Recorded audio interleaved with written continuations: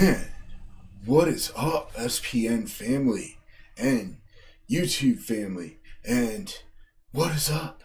How's everybody doing? WulfF420 here. And today we're gonna do something a little bit different. Okay, we're gonna have my usual wackiness, but we're kind of gonna give the review just a highlights. So this will be WulfF420's highlights of Supernatural, the 300th episode. And so we're just going to roll the credits and get started. We're going to have my usual wackiness. I've been skimping out on the wackiness a lot lately, and it feels kind of empty.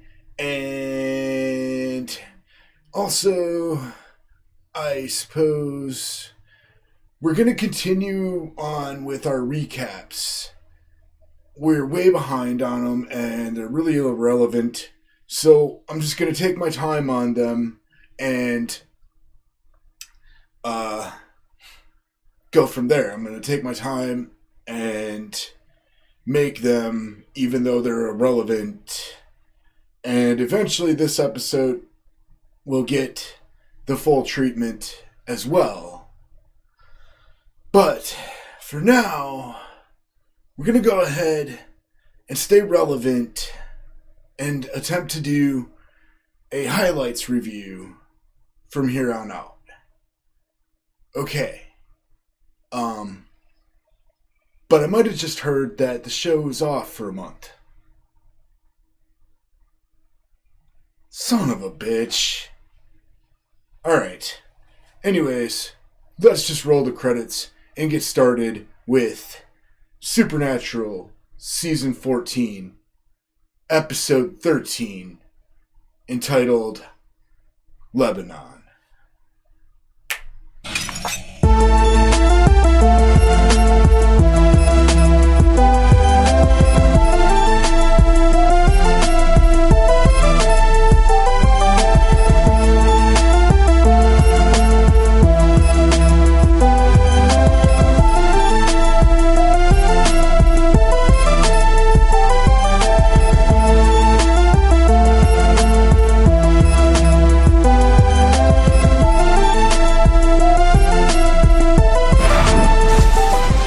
Welcome back, everybody, to WulfF420's Supernatural review.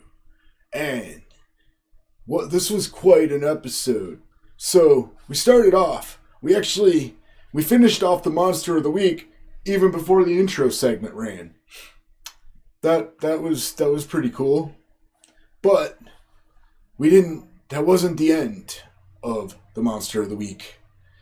We actually wound up with 2 Monsters of the Week. And some crazy shit happened there.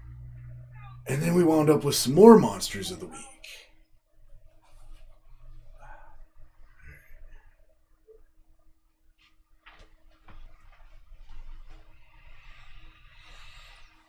Well, hello, Meta Wolf. Look, Light, dude. I traveled the multiverse with you for 2 years. I'm not going to be alarmed at your presence anymore. And why are you wearing my clothes anyways? Well, I've always had the ability to copy your outfits. But usually your outfits are so lame I wouldn't want to copy them. But, I mean, come on. This should have been me all along. Whatever. Or dillhole. I'm just glad that you stuck with us, because Evil Meta's still out there, and he has the powers of the Omni Meta now because he killed him and took his powers, and he's still out there. Really, Meta? And you're just going to leave all that as, off-camera awesomeness? This is so lame. You're really starting to sound like Emo Wolf. Fork you. Alright, let's continue on with the review. Scratch that.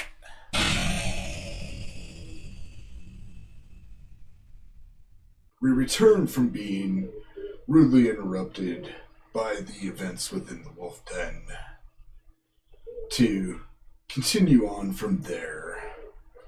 What happened was at the beginning of the episode, they wrapped it up really quickly. It was the owner of a supernatural artifacts shop who killed someone, and they managed to wrap him up pretty quickly. And they rounded up all the artifacts of this shop, and they took him into the car, and eventually someone stole the car, and some kids stole the car, and all the artifacts were set loose in this house.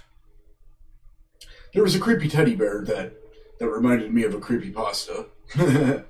And that's interesting. And they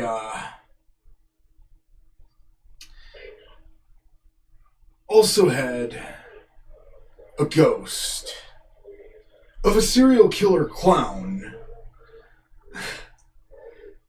attacking people at this party. And Sam's hatred for clowns and love for serial killers was nicely portrayed within this moment.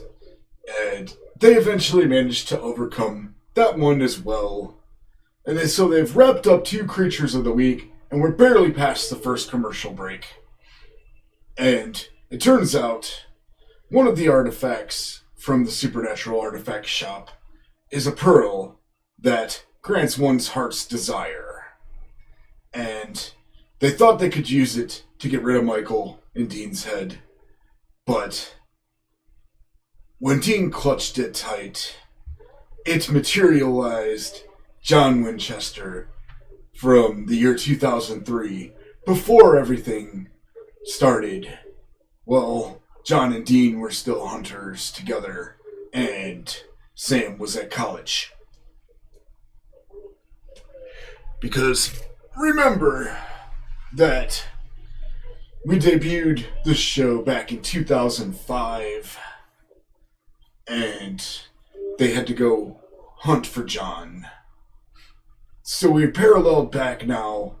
We have Mary back this past couple seasons, and now we have John back. Unfortunately, shit happens.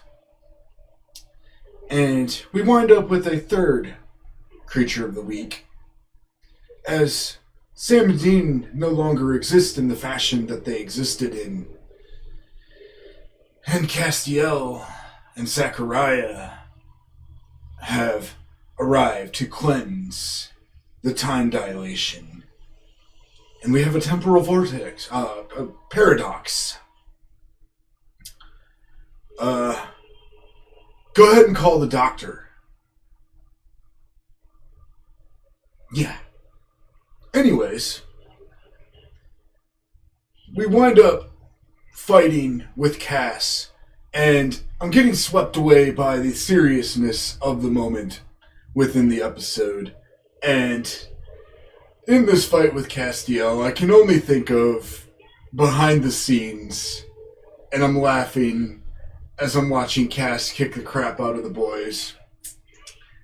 And I'm just thinking, Cass behind the scenes is saying, "Oh, remember when you slapped my nads last season when I was playing dead? Yeah, well, how do you like me now, motherfucker?" And yeah, I was thinking of that. But I was swept up in the seriousness of it. And this has been a great episode so far. This was quite the episode. And we continue on. Now we get one of the family dinners we've always wanted to see, which is Sam and Dean and Mary and John. And when Mary and John reunited, it was so touching. But I was like, wait, what about the good ship #Barry? What's going on with the Mary Bobby shipment? At this moment with John back. I was concerned. Yeah. But anyways, turns out that they have to send John back. But we have one of the family dinners we've always wanted to see. And that's the boys and their parents sitting down together for family dinner. I would have liked to seen Jack and Cass at the dinner as well, but then again, Jack and Cass didn't exist within this paradox. Now, mind you, during this dinner, it was all sad because we knew John had to go back, and everybody was sitting around sad. But then John said, we have two choices here. We can, and they wound up enjoying themselves with this proper family dinner. And this is one of the family dinners that we've always wanted to see. I want to see a family dinner with Chuck and Gabriel and Lucifer, and yeah, I want to see that. But this was awesome. And as they were getting ready to send John back, it was a tear-jerking scene, and I actually had a flashback to season 10 where they had the Supernatural fan fiction musical. The title of the episode was Fan Fiction. And I just thought back to a single man tear streaming down his face. He shows emotions without a trace. And yeah, at that moment, as I'm watching them saying their farewells to John, a single man tear streamed down my cheek. Alright, I'm lying. There were two of the Martha Forkers down the left side of my cheek. And it was a very touching moment. It's a beautiful episode. Awesome. And that's what I'm going to say about that. Those were some of my highlights. The scene with Cass and the fight with the boys, even though it was a heart-wrenching, hardcore scene, I was having hilarious thoughts too behind the scenes. Cass finally getting a bit of revenge for the pies and Nad slaps and everything from behind the scenes. So yeah, that was cool. And yeah, I cried and I laughed, and the episode was great. And oh yeah, they had to reveal the secret to a bunch of teenagers. That's going to lead to some interesting stuff in the future, probably.